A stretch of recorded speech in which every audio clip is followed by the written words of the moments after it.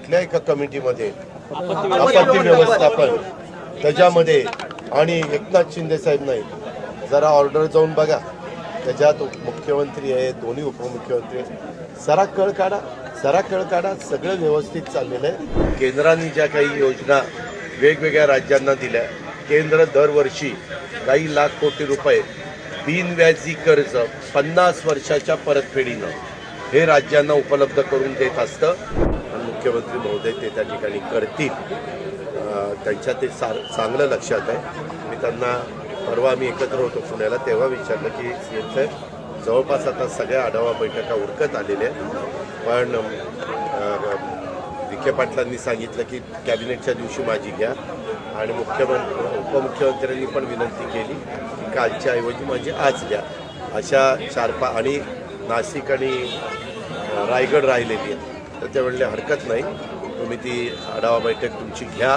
पालक सचिव होते त्या सगळ्या बैठकीला आणि बाकीचे अधिकारी पण होते आणि शेवटी आपण तिथं डावं उजवं करत नाही, साधारण तिथले लोकसंख्या आणि तिथली परिस्थिती बघून आपण निधीचं वाटप करतो. गेल्या वर्षी आम्ही 18,000 कोटी रुपये DPCच्या निमित्तानं राज्याच्या 36 जिल्ह्यांना दिलेले होते.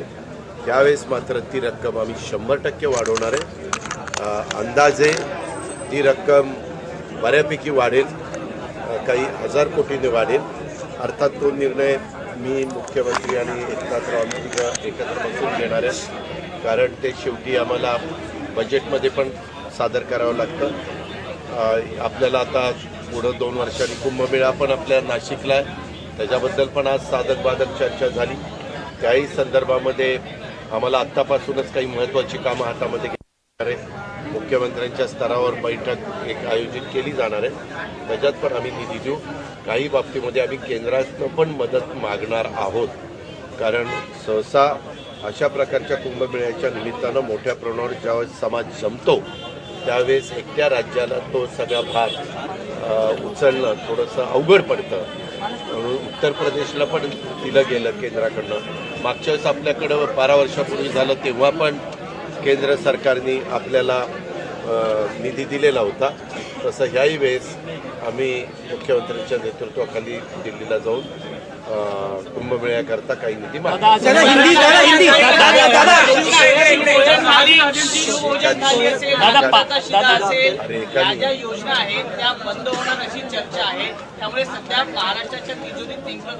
आता तुम्ही काही काळजी करू नका. मी अर्थसंकल्प सादर करणार आहे मार्चमध्ये. महाराष्ट्राच्या तिजोरीमध्ये तुम्हाला अतिशय नम्रपणे सांगतो की करोनाच्या काळामध्ये अनेक राज्यांनी पगार पण थांबवलेले होते. महाराष्ट्र एक असं राज्य होतं, मी दुसऱ्याच महिन्यातला पगार तृतीय श्रेणी चतुर्थ श्रेणीचा केला, क्लास 1 क्लास 2चा थांबवला 1 महिना, परंतु पुढच्या महिन्यापासून सगळ्यांचे सॅलरी द्यायला सुरुवात केली. शेवटी आपलं राज्य सक्षम आहे.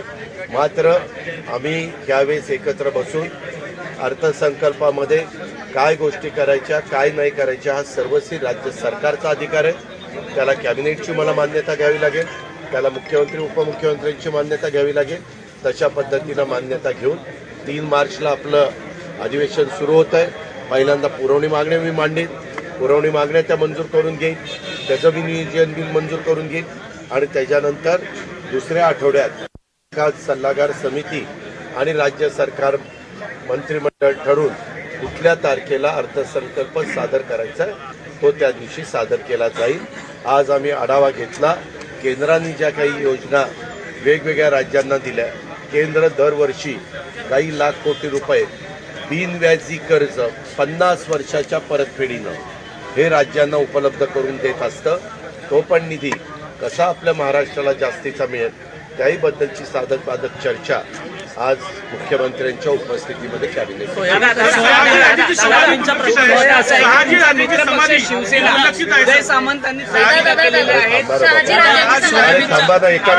एकाने प्रश्न विचारला. मित्रपक्ष आहे तो वारंवार मित्रपक्ष शिवसेना आहे तो वारंवार नाराज होतोय.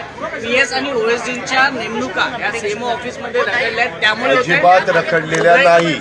आज सगळ्यांच्या ऑर्डर निघालेल्या आहेत. त्या संदर्भामध्ये ऑर्डर निघून आज ऑर्डर पोचल्या पण असतील, त्याच्यामुळे काही रखडल्या बिखडल्या नाही. उगीच काहीतरी तसा उल्लेख करणं बरोबर नाही.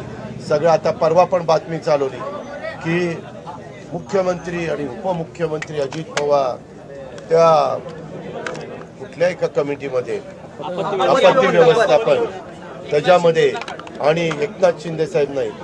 जरा ऑर्डर जाऊन बघा, त्याच्यात मुख्यमंत्री आहे, दोन्ही उपमुख्यमंत्री आहे. सरा कळ काढा.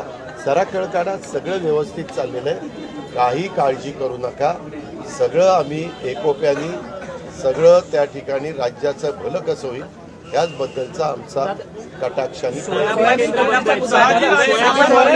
सावंत स्वतः असं म्हणतात की आम्हाला काही निर्णय घेण्याचे अधिकारच ठेवले नाहीत. प्रधान सचिव आणि वरच्या लेवलने हे सगळे अधिकार नाही. मला तर काही उदय सामंत मला आज कॅबिनेटला भेटले होते, परंतु मला काही तसं ते बोलले. महत्वाचा प्रश्न आहे. सोयाबीन केंद्र सरकारी केंद्र बंद झालेली आहे. कुठं दुर्लक्षित आहे? कर्नाटकमध्ये शहाजीराजे समाज पूर्ण दुर्लक्षित आहे. छप्परी नाहीये. कसं महाराष्ट्र सरकार कसं बघतं? ऐका ना, आज देशाला स्वातंत्र्य मिळून किती वर्ष झाली?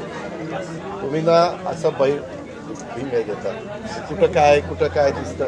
आता ते लक्षात आणून दिलं तर आम्ही जरूर चर्चा करू ना. त्याच्या संदर्भामध्ये सगळ्या महापुरुषांच्या बद्दल या सरकारला आदर आहे.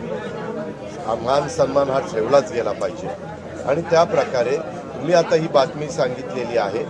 महाराष्ट्रामध्ये जे जे काही महापुरुष होऊन गेले त्यांच्या सगळ्यांच्या समाधीच्या बाबतीमध्ये आपलं लक्ष आहे. आपण बजेटमध्ये तरतूद करतो. आपण नाविन्यपूर्णमधनं त्याचे पैसे खर्च करायला सांगतो. परंतु ही बाब हे माझा स्टाफ आहे ना, त्यांनी उद्याच्याला मला आठवण करावी, तर ते त्या पद्धतीनं माहिती घेतली जाईल. आम्ही त्यांना विनंती करू की बाबा हे युगपुरुष छत्रपती महाराजांचे वडील होते आणि त्यांची समाधी चांगलं असणं हे गरजेचं आहे.